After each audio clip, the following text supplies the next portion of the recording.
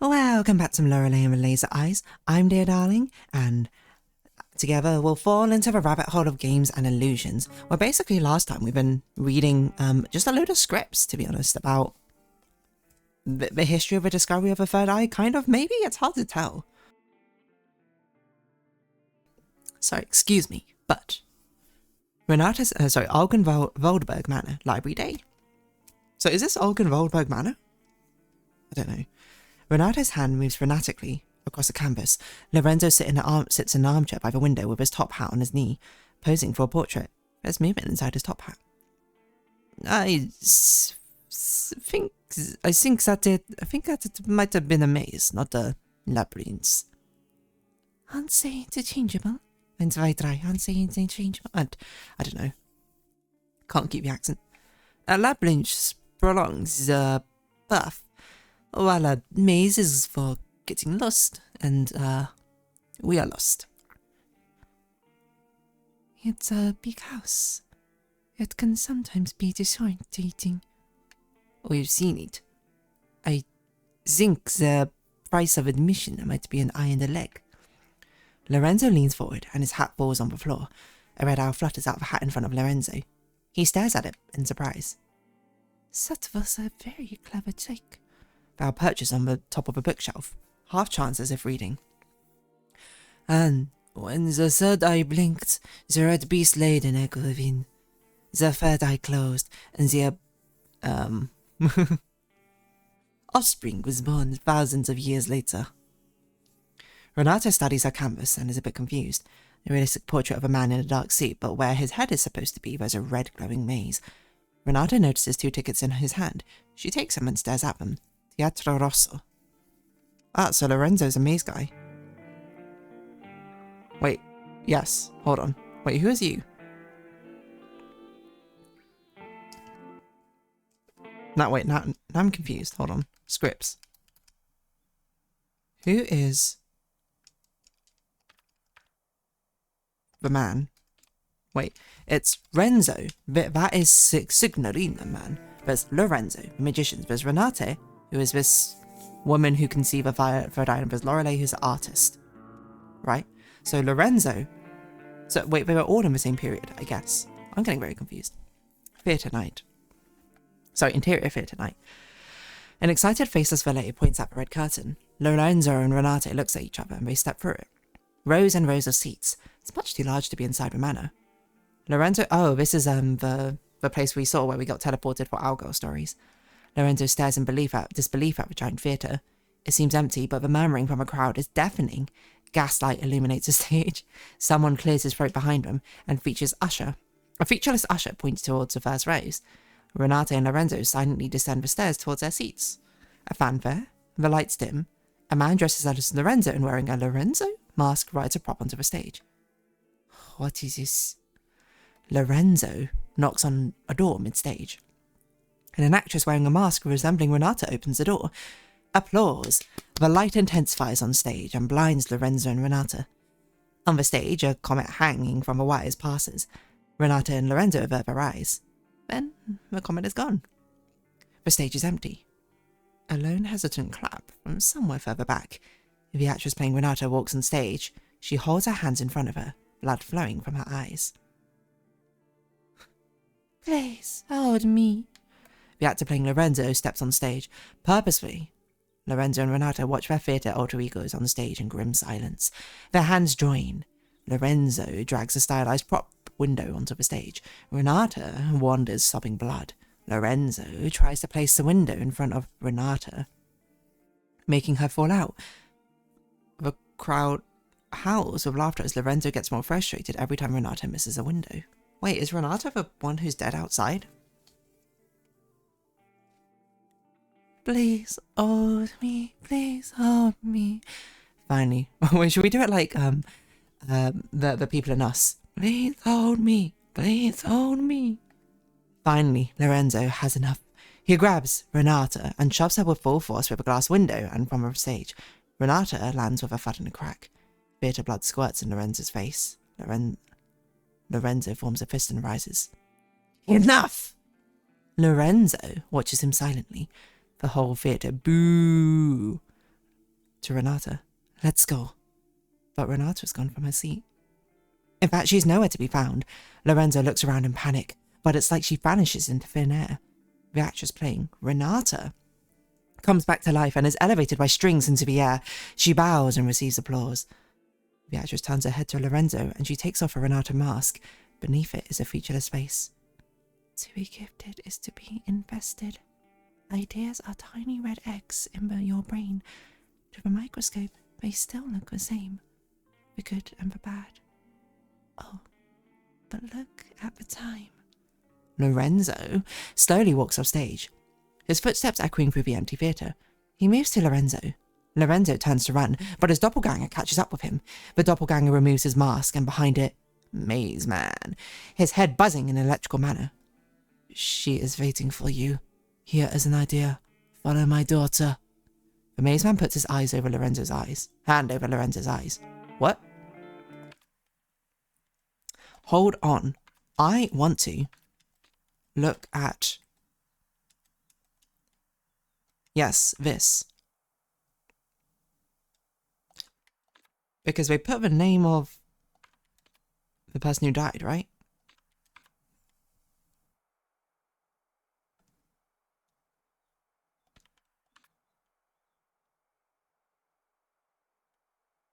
About eyes. So this is detailing what happened in 1963, yeah. Oh, it doesn't say who is the deceased, so the deceased must be Renata, right?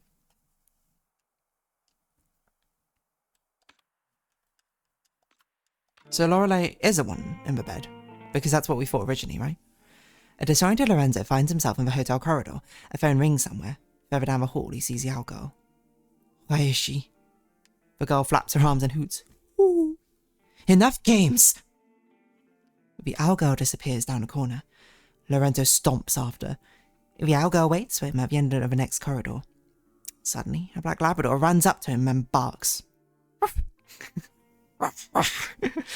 So I'm trying to make the sound effects. Like, I feel like if we're going to do a dramatic reading of all these scripts, I might as well commit, right? Lorenzo looks at the dog with surprise. His tag reads Rudy. Rudy lies down and plays dead on the rug. As he does, Rudy changes from black to white. Finally, the dog cramps and then contorts into a cat. A payphone rings on the wall, and Lorenzo lifts the receiver.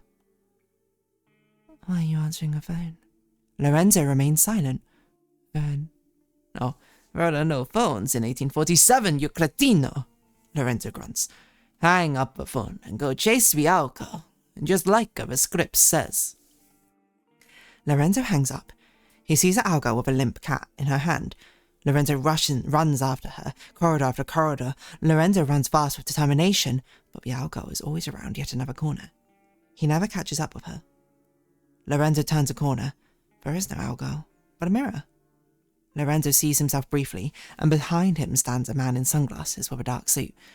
Lorenzo regards the man in the mirror, but the mirror changes, and Renata appears, levitating like a ghost, stylish sunglasses obscuring her eyes. Wait. Like us? Renata with a man's voice. I am waiting for you upstairs. I looked serious, so you might want to go check. Renata vanishes from the mirror. Lorenzo is left, with the images of himself. He looks weary. He turns and goes. His footsteps echo through the empty manor. Waldberg Manor, staircase, second floor, corridor, night. At the very end of a dark hallway, Lorenzo sees a dark shape. Lorenzo very slowly approaches. It's Renata, with her back turned against him. Lorenzo stops. A long silence. You keep sending the wrong goose to the butcher. Baronin? Baronin. I think the Baronin would be perhaps here talk about her ascension. She can say something to the effect of... Renata clears her throat. I have good news for you. We are not artists. We are not even art. When it comes down to it, we are all just paint. Aren't you happy with this news, magician? Renata switches voice again. And he would say... Lorenzo keeps his silence in defiance. Why is this so hard for you? Why do you think of these things? This is unimportant. There are symbolic values in mirror images, yes. But none of this matters, signorina. Have you read my manifesto? You would have known it was never meant for viewing. Lorenzo looks confused for a moment. Please, Reinin, let's leave this place. Every maze has a solution. Renata sighs heavily. You really understand nothing at all. But if you have understood, you would never have played your part. Time for entertainment. Here is her last performance. Renata turns slowly around. Her face is hidden by shadows. Lorenzo takes a step forward. Oh, her eyes, something. Her eyes are empty craters. Red paint ran down her cheek. Hold me. Please, hold me. Lorenzo backs away. Please, hold me. Please, hold me. Lorenzo backs further, Renate's arms flailing, searching for him like tentacles, paint dripping everywhere she goes. Please, hold me. Lorenzo's eyes widen with fear as she comes closer. Her touch disgusts him. Suddenly, Renata increases her pace and she touches his face. Please, hold me. Lorenzo instinctively pushes Renata with full force. Smiling, she falls through the large window. The Baronin crashes through it and down to the ground.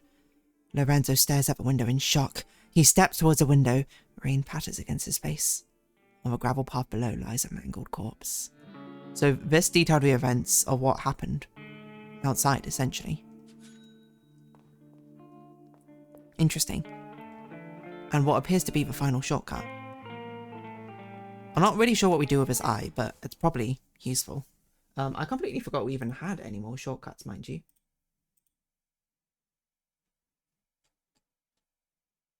Is it literally the last one? It is literally the last one.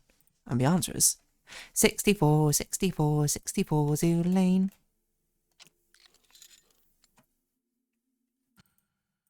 So we've now unlocked every shortcut. I bet we'll get an achievement for it. I can delete this. And this is my to-do, okay. What's even through here? Oh, it's this place. We've already done all the stuff to do with that.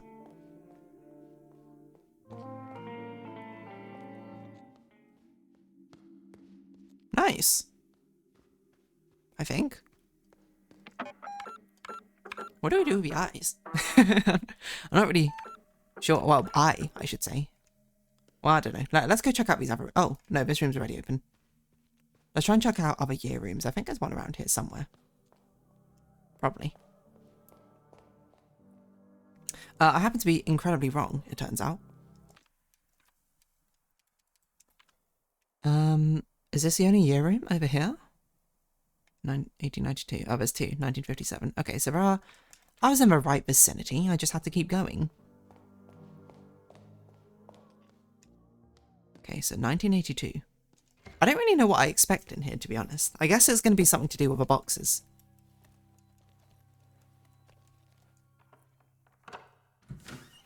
And I assume the door is somewhat relevant. Oh, okay. They're all art installations. Lorelei Weiss, 1982, video installation. Every day we visit parallel realities on our screens. In 1982, the artist employs the idea to show us how we can perceive the same space in different ways. The work itself leaves us wondering about which is most true, reality around us or the one on our screens. So I assume basically that each of these doors are going to hold a puzzle, which will help us open its relative puzzle box. Oh. 5, 9, 7, 6, 1, 3, 8, 0, 4, 2, 5, 9, 7, 6. Okay, it is a repeating pattern. Okay, let's write this down then. We'll put door clues. This one's... What was this one? 1987? 1982, okay. Okay, that just turns it off. So, this one is 1982. I guess I'll put a description for it as well, just so I remember exactly what it is. But I'll put TV spinning numbers.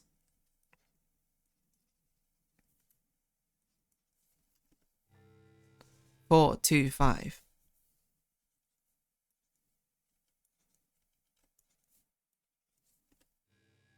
976. 138. I don't know if it's relevant, but I am writing it backwards. 0425. So which one's the first one? It's probably the one in the front, which seems to be somewhere between here. Because from what I remember is that each of the puzzle boxes basically had like a combination that we had to enter a certain amount of things into, right? I don't know. Let's see with this one. This one might give more clarity, to be honest. And we have pictures of the doors, so we know which box they line up with. Whoa, okay. Film camera. What's going on here? 1957 mixed media installation. Can white exist without black? The artist challenges dualism that leads us astray to present us with an idea that what we believe is only a half-finished thought. We are left with a revelation to form new ideas and beliefs. All we need to do is look up from what we previously thought was true. Untitled half portrait. Okay. What was this one? 1957? 1957. Okay.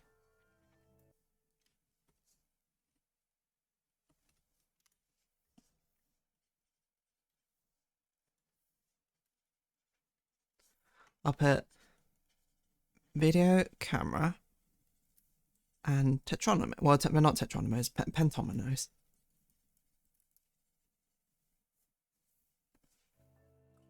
Okay. I guess we interact with the camera properly. Whoa.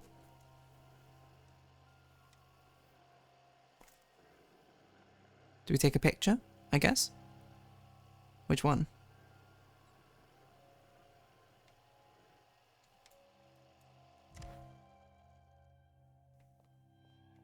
Okay.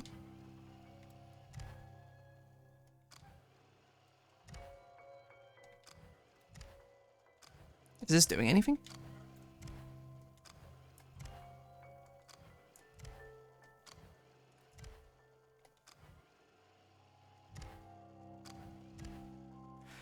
I don't know. I guess I'll print screen this. Maybe it's relevant.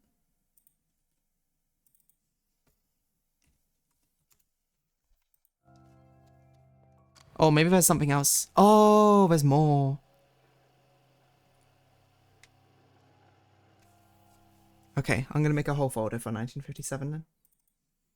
I don't know how long the combination we need to input though is.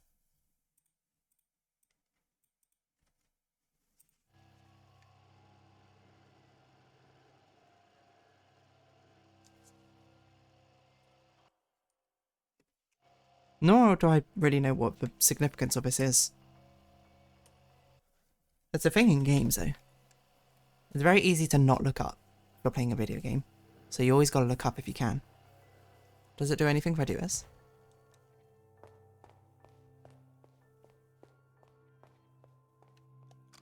Oh, do you think there's something like maybe on one side of a camera which we had to sort of tilt it around to look for? I don't see anything. Maybe it's just those shapes I needed. We should try and find then, because I can't remember where the art installation is. It's not this room.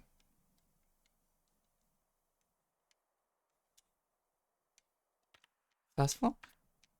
Is it this room? Safe box room.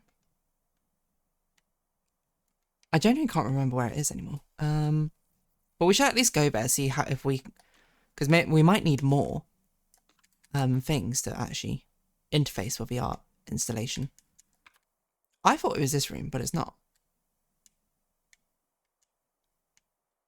Or it's somewhere around here, wasn't it?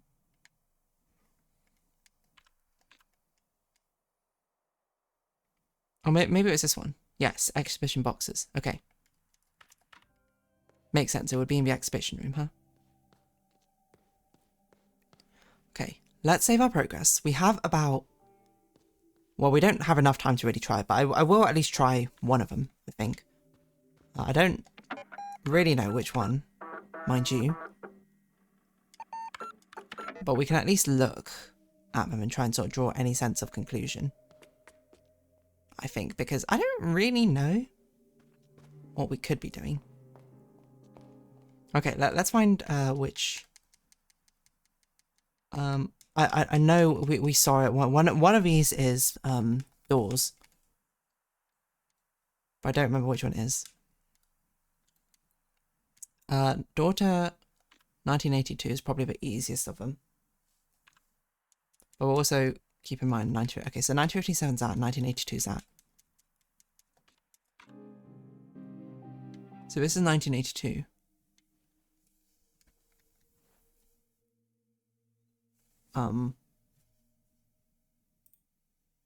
So is this meant to be the TV in the middle?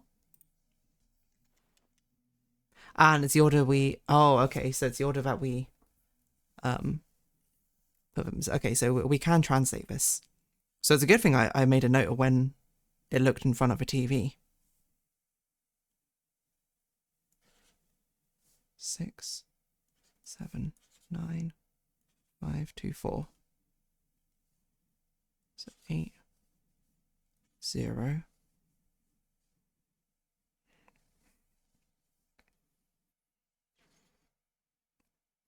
1, 3, 8, 0, 4, 2, 4, 2, 5. Yes, okay. So 1, 2. Well, actually, I don't know if we should have started with 0, maybe. Ah, we probably need to... Okay, we probably need to put in 1982, right?